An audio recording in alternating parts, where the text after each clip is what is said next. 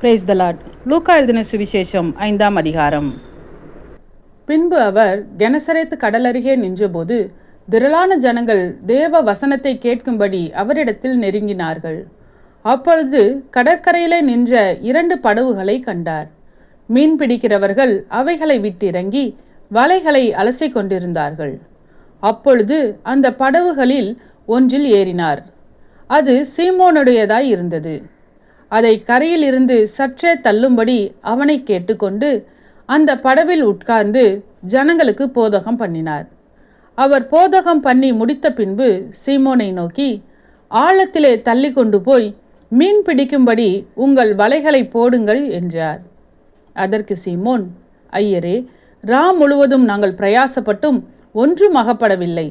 ஆகிலும் உம்முடைய வார்த்தையின்படியே வலைகளை போடுகிறேன் என்றான். அந்தபடியே அவர்கள் செய்து தங்கள் வலை கிழிந்து போகத்தக்கதாக மிகுதியான மீன்களை பிடித்தார்கள். அப்பொழுது மற்ற படவிலிருந்த கூட்டாளிகள் வந்து தங்களுக்கு உதவி செய்யும்படிக்கு சைகை காட்டினார்கள். அவர்கள் வந்து 2 படவுகளும் அமிழத்தக்கதாக நிரப்பினார்கள். சீமோன் பேதுரு அதை கண்டு இயேசுவின் பாதத்தில் விழுந்து, ஆண்டவரே, நான் பாவியான மனுஷன், நீர் என்னை விட்டு போக வேண்டும் என்றான். அவர்கள் திரளான மீன்களை பிடித்ததின் நிமித்தம் அவனுக்கும் அவனோடு கூட இருந்த யாவருக்கும் பிரமிப்புண்டானபடியால் அப்படி சொன்னான். சீமோனுக்கு கூட்டாளிகளான செபெதேயுவின் குமாரராகிய யாக்கோபும் யோவானும் அந்தபடியே பிரமித்தார்கள். அப்பொழுது இயேசு சீமோனை நோக்கி, பயப்படாதே, இது முதல் நீ மனுஷரை பிடிக்கிறவனாயிருப்பாய் என்றார். அவர்கள் படவுகளை கரையிலே கொண்டு போய் நிறுத்தி எல்லாவற்றையும் விட்டு அவருக்கு பின் சென்றார்கள். பின்பு அவர் ஒரு பட்டணத்தில் இருக்கையில் குஷ்டரோகம் நிறைந்த ஒரு மனுஷன் இயேசுவை கண்டு முகங்குப்புற விழுந்து, ஆண்டவரே, உமக்கு சித்தமானால் என்னை சுத்தமாக்க உம்மாலே ஆகும் என்று அவரை வேண்டிக் கொண்டான். அவர் தமது கையை நீட்டி அவனை தொட்டு, எனக்கு சித்தமுண்டு, சுத்தமாகு என்றார். உடனே குஷ்டரோகம் அவனை விட்டு நீங்கிற்று.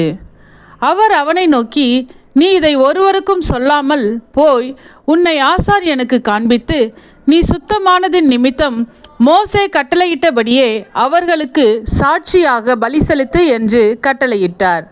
அப்படியிருந்தும் அவருடைய கீர்த்தி அதிகமாக பரம்பிற்று.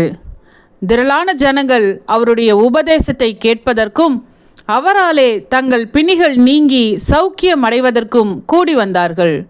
அவரோ வனாந்திரத்தில் தனித்து போய் ஜெபம் பண்ணி கொண்டிருந்தார். பின்பு ஒரு நாள் அவர் உபதேசித்து கொண்டிருக்கிற போது கலிலேயா யூதேயா நாடுகளில் உள்ள சகல கிராமங்களிலும் எருசலேம் நகரத்திலும் இருந்து வந்த பரிசேயரும் நியாய சாஸ்திரிகளும் உட்கார்ந்திருந்தார்கள். அப்பொழுது பிணியாளிகளை குணமாக்கத்தக்கதாக கர்த்தருடைய வல்லமை விளங்கிற்று. அப்பொழுது சில மனுஷர் திமிர்வாதக்காரன் ஒருவனை படுக்கையோடே எடுத்து கொண்டு வந்து அவனை உள்ளே கொண்டு போகவும் அவர் முன்பாக வைக்கவும் வகை தேடினார்கள். ஜனக்கூட்டம் மிகுதியாய் இருந்தபடியால் அவனை உள்ளே கொண்டு போகிறதற்கு வகை காணாமல் வீட்டின் மேல் ஏறி தட்டோடுகள் வழியாய் ஜனங்களின் மத்தியில் இயேசுவுக்கு முன்பாக அவனை படுக்கையோடு இறக்கினார்கள். அவர்களுடைய விசுவாசத்தை அவர் கண்டு திமிர்வாதக்காரனை நோக்கி, மனுஷனே, உன் பாவங்கள் உனக்கு மன்னிக்கப்பட்டது என்றார்.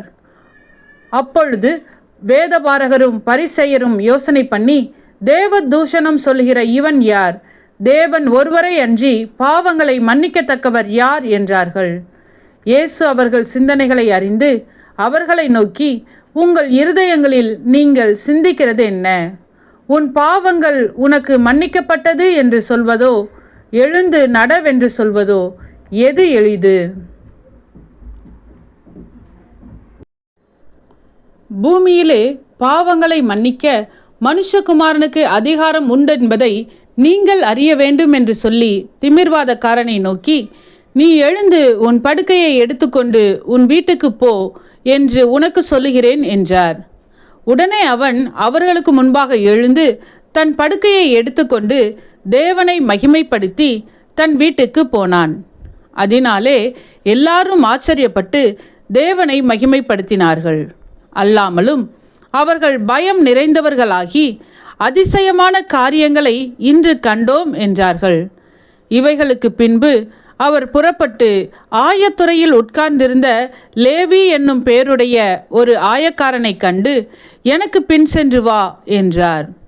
அவன் எல்லாவற்றையும் விட்டு எழுந்து அவருக்கு பின் சென்றான். அந்த லேவி என்பவன் தன் வீட்டிலே அவருக்கு பெரிய விருந்து பண்ணினான். அநேக ஆயக்காரரும் மற்றவர்களும் அவர்களோடே கூட பந்தியிருந்தார்கள். வேதபாரகரும் பரிசேயரும் அவருடைய சீஷருக்கு விரோதமாக முறுமுறுத்து, நீங்கள் ஆயக்காரரோடும் பாவிகளோடும் போஜனம் பானம் பண்ணுகிறது என்னவென்று கேட்டார்கள். இயேசு அவர்களுக்கு பிரதியுத்தரமாக, பிணியாளிகளுக்கு வைத்தியன் வேண்டியதே அல்லாமல் சுகமுள்ளவர்களுக்கு வேண்டியதில்லை. நீதிமான்களை அல்ல, பாவிகளையே மனம் திரும்புகிறதற்கு அழைக்க வந்தேன் என்றார். பின்பு அவர்கள் அவரை நோக்கி, யோவானுடைய சீஷர் அநேகந்தரம் உபவாசித்து ஜெபம் பண்ணி கொண்டு வருகிறார்கள்.